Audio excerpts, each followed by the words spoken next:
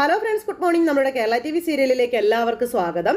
അങ്ങനത്തെ നമ്മുടെ ബാലൻ്റെ നെഞ്ചിൽ ചവിട്ടിക്കൊണ്ട് മക്കളെ രണ്ടുപേരെയും വിവാഹം കഴിച്ച് ഇവിടെ വന്ന് നിൽക്കുന്നു. അങ്ങനെ ആര്യനാണ് ഇതിന് സൈഡ് നിന്നതെന്ന് പറഞ്ഞു കഴിഞ്ഞപ്പോഴേക്കും ആര്യനോടാണ് പക മുഴുവൻ ഈ പറയുന്ന നമ്മുടെ ബാലൻ കാണിക്കുന്നത്. അതിനെ ചറ പറയിട്ട് അടിക്കുകയാണ്. അപ്പം നീയാണല്ലേടാ ഇതിനെല്ലാം കൂട്ടുനിന്നതെന്നൊക്കെ പറഞ്ഞുകൊണ്ട് അങ്ങനെ ഈ ആര്യനെ ഉപദ്രവിച്ചുകൊണ്ട് അങ്ങനെ ഇരിക്കുന്നു. എന്നിട്ട് ആര്യനോട് വെറുപ്പ് കാണിച്ച് ആര്യൻ ഇതിന് കൂട്ടുനിന്നത് കൊണ്ട് ആര്യന് വീട്ടിൽ കയറ്റില്ലെന്നും പറഞ്ഞ് ആര്യനെ വീട്ടിൽ നിന്ന് പുറത്താക്കുകയാണ് ബാലൻ.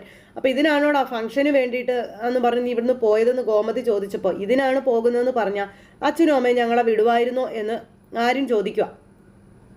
അങ്ങനെ ആര്യൻ എല്ലാത്തിനും ഉത്തരവാദിയാണെന്നുള്ള ഒരു വിധി എഴുതി ആര്യനെ പുറന്തള്ളിയിട്ട് ആകാശിനെയും മീനുവിനെയും അകത്തേക്ക് കയറ്റുവാണ് ഈ പറയുന്ന ബാലൻ. ഇവനെ ഭർത്താവായി സ്വീകരിച്ചത് കൊണ്ട് മാത്രം, അങ്ങനെ ഒരു അവസ്ഥ ഉണ്ടായതുകൊണ്ട് മാത്രം നിങ്ങളെ ഞാൻ വീട്ടിൽ കയറ്റുകയാണ് എന്നൊക്കെ പറഞ്ഞു. അങ്ങനത്തെ എല്ലാവരുടെയും മുന്നിൽ വെച്ച് പടി അടച്ച് പിണ്ഡം വെക്കുന്നത് പോലെ തന്നെ ആക്കി അവിടെ നിന്ന് നമ്മുടെ ആര്യനെ എന്നേക്കുമായി പുറന്തള്ളുന്നു. പക്ഷെ കൃഷ്ണമംഗലത്തുള്ളവർക്ക് എല്ലാവർക്കും ഭയങ്കര സന്തോഷമായിട്ട് ഇത്. ആ അമ്മ ഇന്ദിരാമ മാത്രം കരയുന്നുണ്ട്, ബാക്കി എല്ലാവർക്കും വളരെ സന്തോഷമായി. അങ്ങനെ എന്തായാലും നമ്മുടെ ആര്യനെ വീട്ടിൽ നിന്ന് പുറത്താക്കി. ആര്യനെ തിരിച്ചു വിളിക്കാനായിട്ട് ഗോമതി കാല് പിടിച്ചു പറഞ്ഞിട്ടും ബാലൻ അത് കേട്ടില്ല. അന്നേരത്തേക്കും അച്ഛൻ്റെ മോൻ തന്നെയല്ലേ, അങ്ങനെ അച്ഛൻ്റെ മോനായതുകൊണ്ട് തന്നെ ആ വാശിയെല്ലാം ഉള്ളതുകൊണ്ട് തന്നെ നമ്മുടെ ആര്യൻ അവിടെ നിന്ന് ഇറങ്ങി പോവുകയും ചെയ്തു. അപ്പോഴേക്കും ഗോമതി തല കറങ്ങി വീഴുന്നു. പിന്നെ ഗോമതി ഇവരെ അകത്ത് കൊണ്ടുവന്നിരുത്തി. ഈ സമയത്ത് വെള്ളം കൊടുക്കാനൊക്കെ തുടങ്ങുമ്പോൾ വെള്ളം ഒന്നും വേണ്ടെന്ന് പറഞ്ഞുകൊണ്ട് ഗോമതി തൻ്റെ മകന് വേണ്ടി ഇരുന്ന് ഇങ്ങനെ കരഞ്ഞുകൊണ്ടിരിക്കുക. അപ്പോഴാണ് നമ്മുടെ ആകാശാണെങ്കിൽ കാല് പിടിക്കാനായിട്ട് തുടങ്ങുന്നത്. അച്ഛാ അവനെ തിരിച്ചു വിളിക്കണമെന്നും പറഞ്ഞു. അവന് വേണ്ടി എൻ്റെ മുന്നിൽ കാല് പിടിക്കാനാണ് നിന്റെ ഭാവമെങ്കിൽ നിന്നെ ഞാൻ ശരിയാക്കുമെന്ന് പറഞ്ഞുകൊണ്ട് ഇങ്ങനെ ദേഷ്യപ്പെടുന്നു. നോക്കടാ, ഇരിക്കുന്നത് നോക്കടാ, നിന്നെ വളർത്തി ഇത്രയും വലുതാക്കിയ നിന്റെ അമ്മ നെഞ്ച് തകർന്നിരിക്കുന്നത് നീ നോക്കടാ എന്നൊക്കെ പറഞ്ഞുകൊണ്ട് ആകാശിനോട്. പിന്നെ അവിടെ ഒരു ഭൂകമ്പം തന്നെയാണ് സംഭവിച്ചത്. അപ്പോൾ നമുക്ക് ഇനി ആരുടെയും കാര്യങ്ങൾ നോക്കേണ്ട കാര്യമില്ല, നമുക്ക് നമ്മൾ മാത്രം മതി ഗോമതി എന്ന് പറഞ്ഞു ബാലൻ. എങ്ങോട്ടെങ്കിലും നമുക്ക് പോകാമെന്നൊക്കെ പറഞ്ഞ് ബാലൻ ഇങ്ങനെ ഗോമതിയെ ചേർത്ത് പിടിക്കുക കേട്ടോ. അപ്പോൾ കരയാതെ ഗോമതി, കരയല്ലേ, നിനക്ക് ഞാനല്ലേ ഉള്ളതെന്നൊക്കെ പറഞ്ഞു. അങ്ങനെ അവരൊക്കെ അവരുടെ വഴിക്ക് പോട്ടെ എന്നൊക്കെ പറഞ്ഞപ്പോഴേക്കും അമ്മ ഞാൻ എന്ന് പറഞ്ഞിട്ട് ആകാശ് അമ്മയെ സമാധാനിപ്പിക്കാൻ ചെല്ലുന്നു. അപ്പോഴേക്കും അച്ഛൻ പിടിച്ച് തള്ളുന്നു, വലിച്ചെറിയുന്നു. മീനുവിനെ വിളിച്ചുകൊണ്ട് വന്നത് അമ്മയുടെ മുന്നിൽ. അന്നേരത്തേക്ക് ആകാശ് നിർത്തിയിട്ട് അച്ഛാ, എന്നെ വിശ്വസിച്ച് ഇറങ്ങി വന്നവളാ മീനാക്ഷി എന്ന് പറഞ്ഞപ്പോൾ നിന്നെ വിശ്വസിച്ച നിന്റെ അച്ഛനെ നിനക്ക് ഓർമ്മയുണ്ടോടാ എന്ന് ചോദിച്ചു. നാട്ടുകാരുടെ മുന്നിലെ തല ഉയർത്തിപ്പിടിച്ച് ജീവിച്ചവരാ ഞാൻ. ലോകത്ത് ആര് എങ്ങനെയൊക്കെ പോയാലും എൻ്റെ മക്കൾ എൻ്റെ വാക്ക് തെറ്റിച്ച് പോകില്ലെന്ന് ഞാൻ കരുതി. പ്രതീക്ഷകളൊക്കെ തെറ്റിപ്പോയെന്നും പറഞ്ഞുകൊണ്ടും അവിടെ കിടന്ന് ഭയങ്കരമായിട്ട് ഇങ്ങനെ സംസാരിച്ചുകൊണ്ടേ ഇരിക്കുക. അപ്പോൾ നിന്നോട് ഞാൻ പൊറുക്കിലിടാന്നൊക്കെ പറഞ്ഞ് അങ്ങനെ അപ്പോഴേക്കും പിന്നെ ബാക്കിയുള്ള മക്കളിങ്ങനെ അച്ഛനോട് സംസാരിക്കാൻ വന്നപ്പം നീ ആരെങ്കിലും കണ്ടുപിടിച്ചുകൊണ്ട് വാടാ, ആനന്ദനോട് അനുവിനോട് നീ ഏതെങ്കിലും ഒരുത്തനെ കണ്ടുപിടിച്ചുകൊണ്ട് വാ, അങ്ങനെയൊക്കെ പറഞ്ഞ് ദേഷ്യപ്പെടുക. എന്തായാലും ഇന്ന് കൃഷ്ണമംഗലത്തുള്ളവരിതൊക്കെ ആഘോഷിക്കും. നീയും നിന്റെ അനിയനും കൂടെ ചേർന്ന് എന്നെ ചതിച്ചു, നിങ്ങൾ ചതിച്ചത് എന്നെ മാത്രമല്ലടാ ഈ നിൽക്കുന്നവളെ കൂടിയാണെന്ന് പറഞ്ഞുകൊണ്ട് ഇങ്ങനെ ഗോമതിയെ കാണിച്ചു കൊടുക്കുക.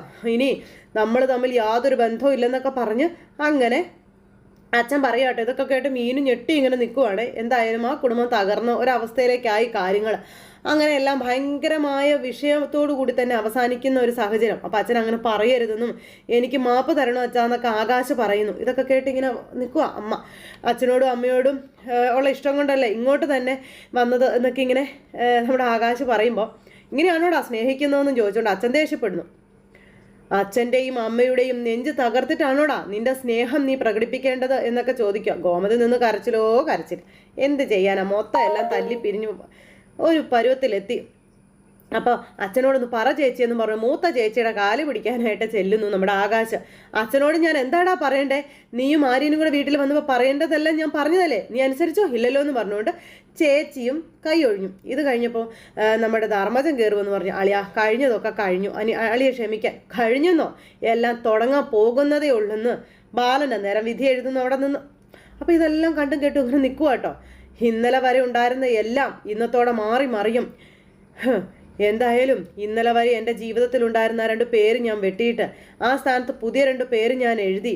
ആകാശും ആര്യനും എൻ്റെ ശത്രുക്കളാണ് അവർ എന്നും പറഞ്ഞുകൊണ്ട് അങ്ങനെ നമ്മുടെ ബാലൻ പുതിയ പുതിയ തീരുമാനങ്ങളൊക്കെ എടുത്തിട്ട് അവിടെ അങ്ങനെ നിൽക്കുന്നു. അങ്ങനെ ആ ഒരു ഇതിൽ ഭയങ്കര കലിപ്പിൽ ചെന്നിട്ട് ആകാശിനോട് എന്നെ തോൽപ്പിച്ചു കളഞ്ഞു അല്ലടാ എന്നൊക്കെ ചോദിച്ചു. നിന്നെയൊക്കെ കാണിച്ചു തരാമെന്ന് പറഞ്ഞുകൊണ്ട് മുറിയിൽ കയറി വാതിലടച്ചിട്ട് ഇങ്ങനെ ഇരിക്കുക. അങ്ങനെ നമ്മുടെ ഗോമതി അവിടെ നിന്ന് വാവിട്ട് കരയുന്നു. അപ്പം അമ്മയെന്ന് വിളിച്ചു മക്കള് സമാധാനിപ്പിക്കുന്നു. അപ്പോഴേക്കും അവിടെ എന്താ പറയുന്നത് കൃഷ്ണമംഗലത്ത് ഭയങ്കര ആഘോഷങ്ങളും കാര്യങ്ങളൊക്കെ തുടങ്ങിയിട്ടോ. അപ്പോൾ ബാലൻ്റെ നെഞ്ചത്ത് ആദ്യത്തെ വെടി പൊട്ടി. അവൻ്റെ തകർച്ച നമുക്ക് പടക്കം പൊട്ടിക്കണ്ടേ എന്നൊക്കെ ചോദിച്ചു. അപ്പോൾ ഇത് നമുക്ക് ഈശ്വരന്മാർ തന്നതാടാ. അപ്പോൾ നാട്ടുകാരെ മുഴുവൻ വിളിച്ച് നമുക്ക് സദ്യ കൊടുത്തത് ആഘോഷിക്കണമെന്നൊക്കെ പറഞ്ഞ് അങ്ങനെയൊക്കെ പറയുമ്പോൾ അമ്മ വന്ന് മക്കളെ വഴക്ക് പറയാം.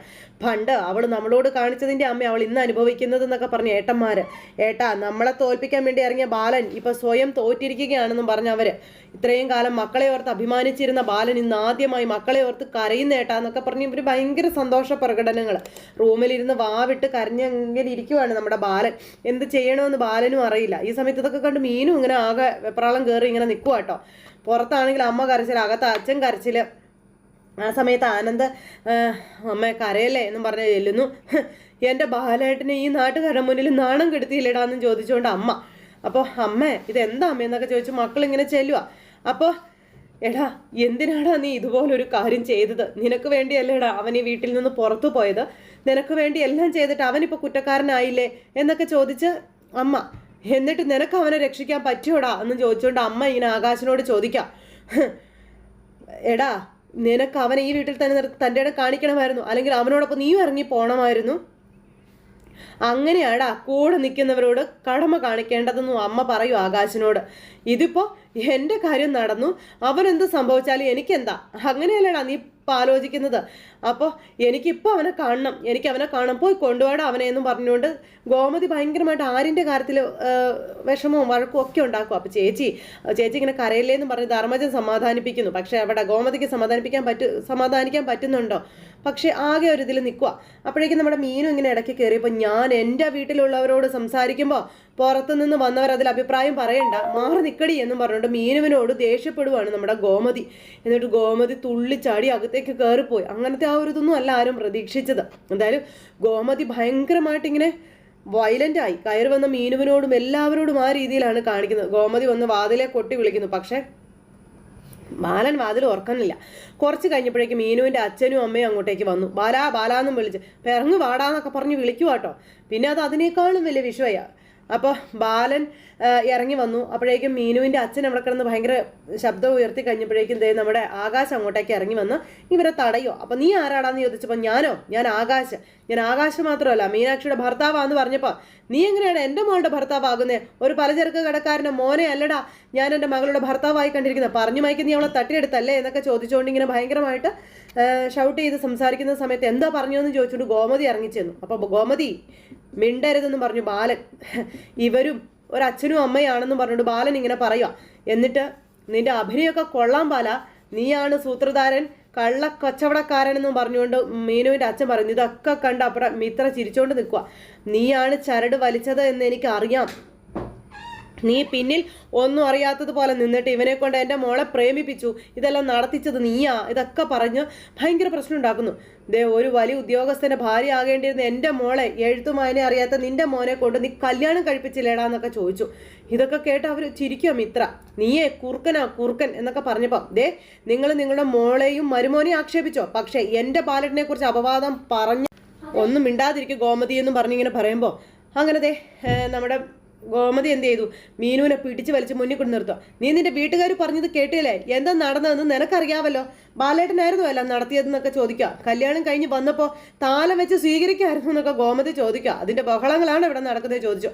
ആ സമയത്ത് നമ്മുടെ ആകാശിൻ്റെ ഷർട്ടിൻ്റെ കുത്തിന് കയറി പിടിച്ചു മീനാക്ഷിയുടെ അച്ഛൻ. അപ്പോഴേക്കും മീനും ഇടയ്ക്ക് കയറി. തൊട്ടു പോകരുത് എൻ്റെ ഭർത്താവിനെ എന്നും പറഞ്ഞുകൊണ്ട് മീനും ഇടയ്ക്ക് കയറി.